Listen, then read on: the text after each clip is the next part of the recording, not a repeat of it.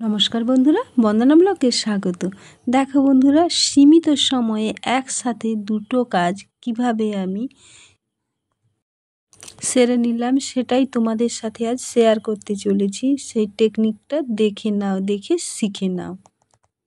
তো বন্ধুরা দেখো, একসাথে দুটো ব্লাউজের অস্তর কেটে নিয়েছি। জাস্ট হাতাগুলো একটু আলাদা, হাতার পার্ট আলাদা করে বের করেছি, আর না হয় প্রত্যেকটা পার্ট একসাথে আমি বের করে নিয়েছি।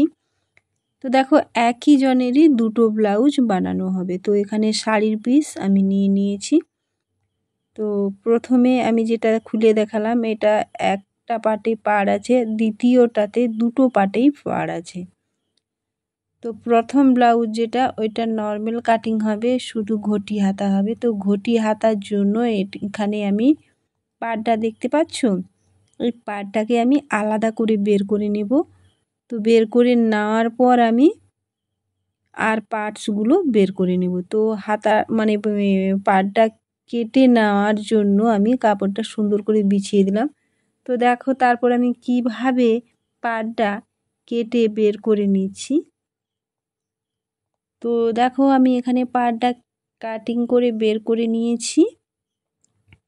তো এবার আমি কাপড়টা ডাবল ভাঁজ করে নেব। তো দেখো, এই কাপড়ের ডিজাইনটা এমনভাবে আছে, দুটো দিক থেকেই নেওয়া যাবে। তো আমি কি করব, এখানে যে দিকটাতে বড় বহর আসবে, তো সেই দিকটা আমি নেব, যেহেতু দুটো দিকই আমার নেওয়া যাবে। তো আমি দেখে নিলাম এই দিকে আমার বহর বড় আসছে, তো ওই দিক থেকে নিতে গেলে বহর একেবারে ছোট আসবে। তো কাপড় সরে যাওয়ার সম্ভাবনা আছে, সেই জন্য আমি ভারী কিছু একটা তুলে দিলাম। তো হাতের কাছে ডিবা পেলাম, তাই এটাই আমি দিয়ে দিলাম ভারী। তো এবার আমি সূচ গেঁথে নিচ্ছি, তা না হলে কাপড় সরে যাওয়ার চান্স থাকে, তা সরে গেলে কমতি বাড়তি হয়ে যাবে। তো সূচ গেঁথে নিলে পরে এই সমস্যাটা আর হবে না। তো আমি আমার প্রসেসে কাজ করে দেখাচ্ছি। তো এবার দেখো, আমি কেটে নিয়েছি পেছন পাটের কাপড়টা। তারপর দেখো, এই যে আমি বাড়তি করে রেখেছি। তো সব সময়ের জন্য অস্তর দিয়ে যখন ব্লাউজ সেটিং মানে সেলাই করবে, তখন বাড়তি রাখবে। তো এবার আমি এসপট্টি বের করে নিচ্ছি। তো পেছন পার্ট বের করে নেওয়ার পর গুরুত্বপূর্ণ পার্ট হচ্ছে এসপট্টি। এসপট্টি মাস্ট আগে বের করে নিতে হবে। তো বের করে নিয়েছি এসপট্টি। তো কাপড়টা খুব একটা বড় নয়, তার উপর ঘটি হাতা করতে গেলে না অনেকটা কাপড় লাগে, তা না হলে কুচি ভালো আসে না। তো এবার আমি কটুরি খাপের আর একটা পট্টি আমি এখানে বের করে নিচ্ছি। তো প্রত্যেকটা পার্টস আমি বসিয়ে একটুখানি করে বাড়তি রেখে আমি এখানে কাটিং করে নিচ্ছি। তো এবার আমি লেবেল পট্টিটা বসিয়ে কেটে নিচ্ছি। তো প্রত্যেকটা পার্টে কিন্তু আমি বাড়তি করে কেটে নিয়েছি। এবার ফাইনালি আমি তো কটুরি কাট খাপের প্রথম পার্টস যেটা, সেটা থেকে গেছে। তো আর ঘটি হাতার বের করব, অলরেডি পাড়ের জন্য তো আলাদা করে আগে বের করে নিয়েছি। তো ঘটি হাতার জন্য যে বের করব, এখানে একেবারে কম হয়ে যাচ্ছে শর্ট।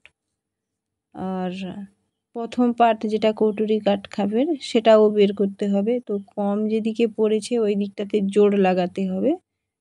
তো ঘটি হাতা ব্লাউজ করতে গেলে অলরেডি ছোট কাপড়ের উপর জোড় লাগাতেই হয়।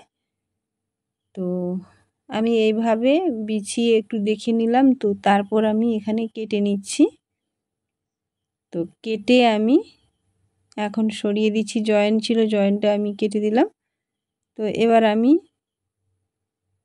খাপের প্রথম পার্টস যেটা বলি, সেটা আমি এখানে বসিয়ে বের করে নিচ্ছি। আর যেটুকু কাপড় থাকবে, ওইটুকু কাপড় থেকে আমি এখানে জোড়টা বের করে নেব দেওয়ার জন্য কাটিং করে।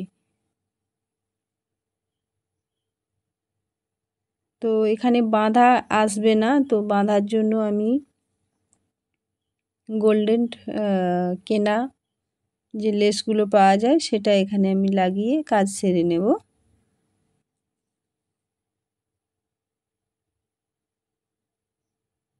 তো দেখো যেটুকু বেড়েছিল ওইটুকু কাপড় আমি এখানে সাইজ করে বসিয়ে দিলাম। তো সাইজ করে বসিয়ে দেওয়ার পর আমি একেবারে পারফেক্ট এই মাপে আমি একটুখানি বাড়তি রেখে আমি কেটে নিচ্ছি। অলরেডি জোর দিয়ে কেটে নিয়েছি। এবার আমি নিচে যে পাটটা ফার্স্ট কেটে রেখেছিলাম, মানে বের করে রেখেছিলাম, তো সেটা আমি এখানে 2 ফোল্ড করে বিছিয়ে দিলাম। তো ঘটি হাতার এটা একেবারে মানে নিচের দিকে থাকবে পাটটা মুড়ে। তো ঘটি হাতা আমি অনেক ব্লাউজের অনেক রকম ঘটি হাতা শেয়ার করেছি, তো তার জন্য আর এইটা আমি শেয়ার করব না। তো জাস্ট আমি কাটিংটা করে দেখালাম। তো ব্লু কালারটা কাটিং হয়ে গেছে, এবার আমি তুতে কালারটা নিচ্ছি। তো দেখো তুতে কালারের যে ব্লাউজ পিসটা, এটা কিন্তু দুটো সাইডে পাড় আছে। তো গর্জাস, দেখতেও খুব সুন্দর লাগছে। ব্লাউজ রেডি করার পর আরও অসম্ভব সুন্দর লাগবে। তো কাপড়টা আমি সুন্দর করে বিছিয়ে নিয়ে, তো দেখো এখানে আমি কিভাবে কাটিং করে নিচ্ছি প্রত্যেকটা পার্টস।